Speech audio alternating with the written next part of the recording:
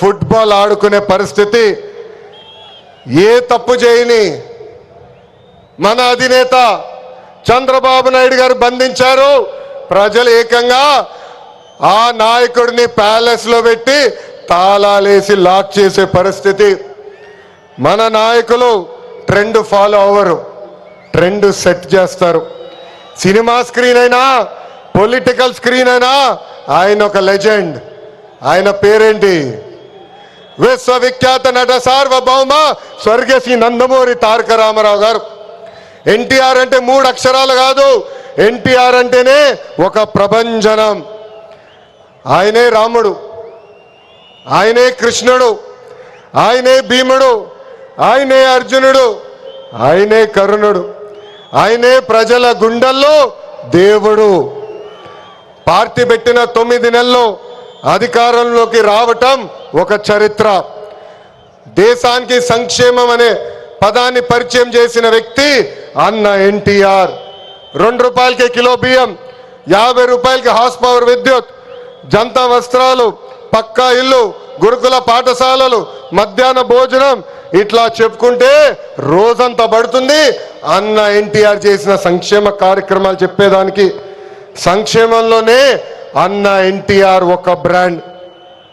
ఇంకా తెలుగువారు ప్రపంచం మొత్తంలో పెద్ద పీట వేసింది మన బ్రాండ్ సిబిఎన్. సిబిఎన్ అంటే డెవలప్మెంట్, సిబిఎన్ అంటే సంక్షేమం, సిబిఎన్ అంటే మనందరి ధైర్యం. అప్పుడు ఐటీ, ఇప్పుడు ఏఐ, అప్పుడు హైటెక్ సిటీ, ఇప్పుడు క్వాంటమ్ వ్యాలీ, అప్పుడు సైబరాబాద్, ఇప్పుడు అమరావతి.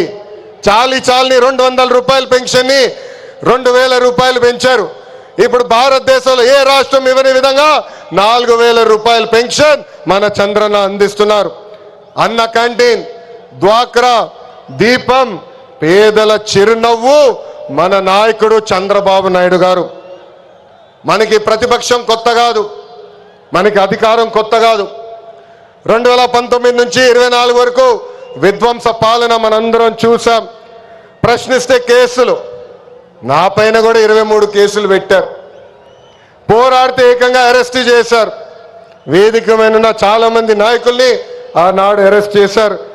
ఎన్ని ఇబ్బందులున్నా, ఎన్ని కేసులు పెట్టినా మనం ఆనాడు ఒకే డైలాగ్ చెప్పాం.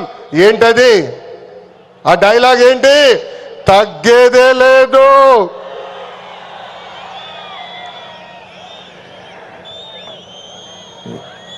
మనందరం చూసాం.